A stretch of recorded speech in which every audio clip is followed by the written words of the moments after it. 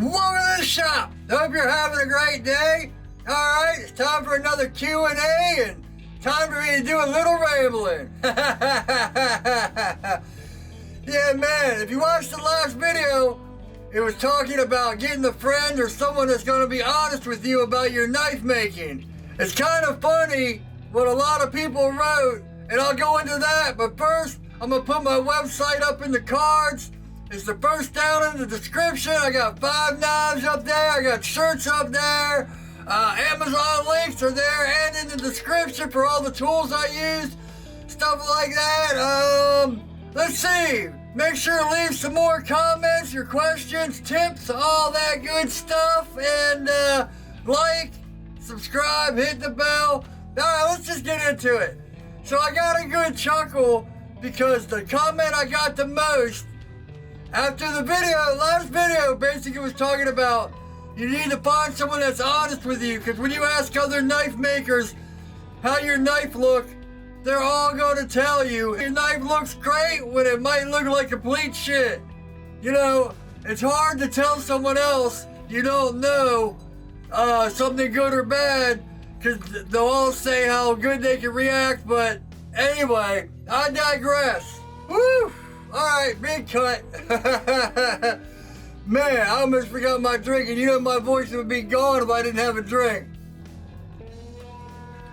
So anyway, yeah, the comment I got the most was, I'm my own worst critic, or I don't need someone because, you know, I'm hard enough on myself, all that stuff, and, you know, I understand as I fall over. Because I'm really hard on myself too. But, you know, the thing is, you'll make excuses or you'll make things worse. Like take YouTube, Instagram, all that stuff I do, I'm always blaming everything but me for, you know, oh, I see all these other guys getting bigger and I'm staying the same, and my subscribers aren't growing, all that stuff, and it's like, oh, it's my music, it's this, it's that, it's, you know, no, it's me. It's me being stubborn and not wanting to play the game or do this or do that, or, you know, my ego saying I have to do it this way. You might be your own worst critic, but you're also good at making excuses for yourself and why you're not making it better. When you have someone telling you, oh, you have to do it or you're messing this up, it kind of throw something different into the game, and you're like, oh, well, at least for me, you know, when someone else is telling me I'm messing up, it motivates me to improve it. And even my friend, we were talking about YouTube, and I was like, you know, it's my music or it's this, and I don't play the game, and, you know, and it came down, he even got me to say, it's like, my ego's why I don't grow a bigger subscriber count and all that. Because I don't play the TikTok games, I don't play the Instagram games. You know, I don't do all the little things that get you to build more followers. You know, I don't forge. You know, I've used that excuse for years. Oh, I don't forge so no one likes watching my stuff. No, I yell a lot, I'm loud, I play loud music. You know, there's a lot of things. It's me. I'm the reason I don't grow my subscribers. You know, I'm too stubborn to change who I am. So that's a problem when you're your own worst critic. My friend can help me with my knives and say, oh, your knives need improved here, but he doesn't know anything about cameras or videos or music. So I'm on my own. And even if he did, I don't know if I would change it because I'm stubborn that way. Like, I saw a lot of people saying that comment, I don't need to have someone else tell me how bad my knives are messed up. I'm my own worst critic. Yeah, well, it's not only someone telling you how bad you're messing up, but it's also someone that'll come in and be like, hey, look, you missed this, or you can do this, or give you a different idea on how to make something look just a little bit better. And the problem with other knife makers is they want you to tell them, well, I said this, go watch the last video, I'll put it up in the cards. You know, why you can't ask other knife makers how good your knife looks. I'm gonna put these two comments together from Dave and Ethan, because they're kind of go along the same path. You know, Dave asked about belts and said he uses aluminum oxide belts, or started using aluminum oxide belts. And Ethan asked what I use for surface grinding. Now, I know aluminum oxide belts are cheap, but they're not cheaper in the long run. You need ceramic belts. Up to 120, after 120, use whatever you want to. But when you're taking metal off a knife, whether it's soft or hard, you need a ceramic belt. There's no ifs, ands, or buts. Use an aluminum oxide. Some people use zirconia, which, that's almost acceptable. I can't speak. Zirconia is close, but it's not as good.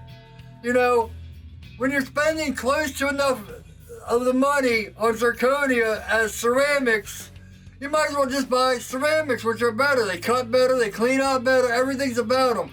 Now I used to do like 36 to 60 to 80 to 120. Now I only do like a 40, maybe a 50. Either a 40 or a 50, right to 120, heat treat.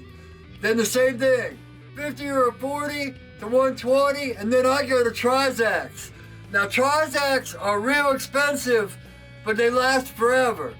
And the thing with aluminum oxide, when you get like 220, you get belt skip, and there's ways around it, but it's such a pain in the butt. In fact, someone asked me today on Stark Knives video, asked me about etching knives and should he use nail polish, for the edge. And I was like, you could. I don't know if it's going to dull the knife or not, but in all the time you're going to take to put nail polish on the edge and all that, to let it dry, do all this work to make sure the edge is perfectly nail polished, because if you do it higher than the edge, it's not going to etch. So you're going to have an uneven line when you take the nail polish off. All that work, when all you got to do is go etch the knife and sharpen it again. It's like people want to do all these extra things when, spending a little bit more money for the right belt, you get the right grind. Saving the time and just going etching and then sharpening instead of spending all this time with nail polish and all this. You can do all that stuff. If you want to spend 10 extra steps for something that can be done quick, experiment with it, and then, then tell me if it's good or bad. Maybe I'm wrong. I'm not always right. Maybe putting nail polish on it real quick would be the answer, but it just seems like a lot of extra steps and waiting for it to dry, and, and that goes for anything. Now, it's kind of funny, because I'm a hypocrite, because a lot of things I do like 10 extra steps. Like when it comes to drilling handles, I don't put both handles on one side of the blade and drill through them. I clamp them all together and make sure everything's perfect. So I am a hypocrite when I say, why are you doing extra steps? Choose your poison. And sometimes you just have to think, are my extra steps actually going to help if something messes up? Just little things like that, so it's crazy. There's a rant I didn't plan on going on. Good Lord, I'm so tired these days I can't even speak. Oh, and Dave also asked if I ever used a jig or I just started freehanding. I just started freehanding. I did build a jig later on, which I'll put that whole playlist up here if you want to see how to build a jig and what I think jigs are used for.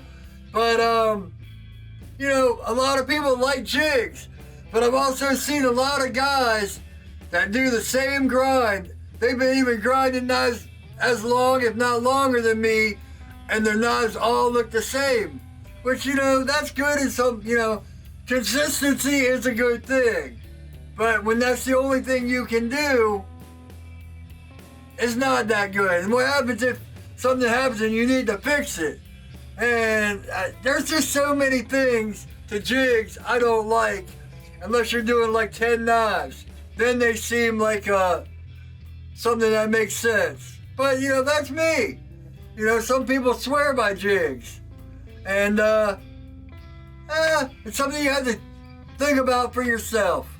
I would suggest, though, I've always said this, for every 2 knives you do on a jig, do at least 1 freehand, even if you're going to throw it away because you mess it up. Eventually, you'll probably switch and stop doing jigs and just do freehand. Because, man, there's so many techniques once you get the freehand down, you know, different things, hollow grinds, compound grinds, all that stuff you can do without a jig, or need to be done without a jig. I mean, maybe you can do compound grinds with a jig, but I don't know. I've never tried it. I'm just talking out my ass. Alright, so Nick asked about how I cut my lock bars. I get my lock bars water jet. It just seems, you know, titanium's such a pain in the butt.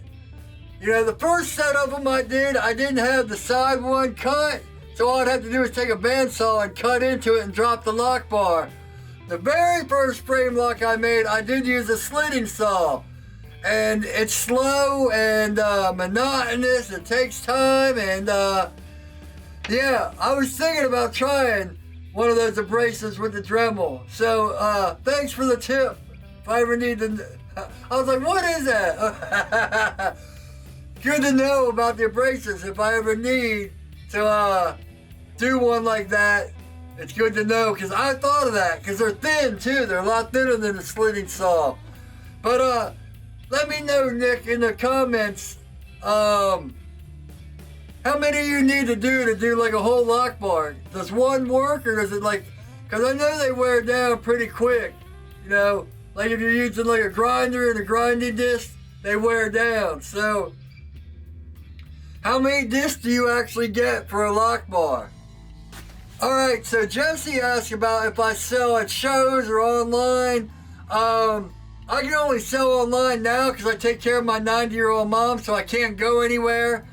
And even before, you know, all this pandemic and stuff, I always wanted to go to Blade Show, and I've been to a few local knife shows a couple years back, but I didn't have any knives good enough to sell then. I was just starting to make them. Or that might even been before I started making them. I was actually just looking, they just had a nice show here in DC last month, but it's so weird. You have to buy like a ticket for like a 2-hour time frame, and you can only go in for 2 hours, and oh man, it's like, well, that's not even worth it, you know. So, and you know, I can't leave the house for more than 4 hours, you know, because I got to take care of mom, and so I haven't been able to sell anywhere except online. And when it comes to selling knives, I'm horrible at it. I always forget to tell people I have knives for sale, and I always feel guilty when I'm on Instagram and all that saying, hey, I got knives for sale.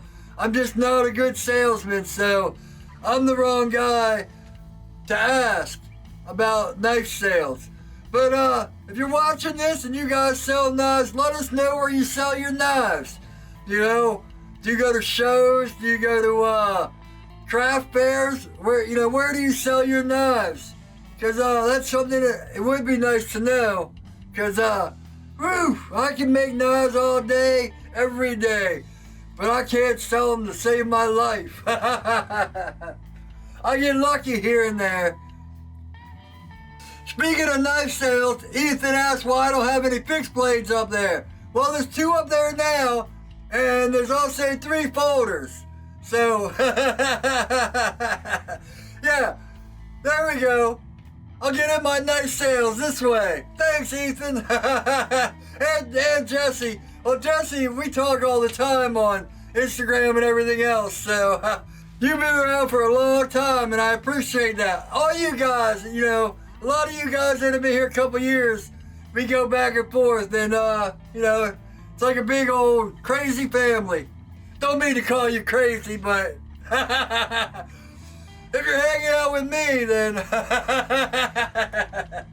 So Gravinda asked about the angle of sharpening knives, and Gravinda, If you're watching this, I hope you're staying safe over in India. I've been saying that for the last couple of weeks, but that's all I see is stuff about India and how bad it is over there. So, please stay safe. You've been with this channel for a long time, and I consider you a good friend. So, you know that sharpening is my Achilles heel. So, to be honest, when I make a certain knife, I'll go and look it up on blade forums what the angle's supposed to be. So, I'm not really good with telling you what angle should be with which. So, I'm the wrong person to ask.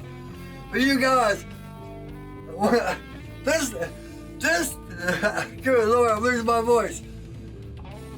This episode is going to be you guys telling me what's going on. You know, what angles do you put on your knives? Do you like a steeper angle or a thinner angle? And for what kind of knives? So, help me out here, because I always have to go look it up.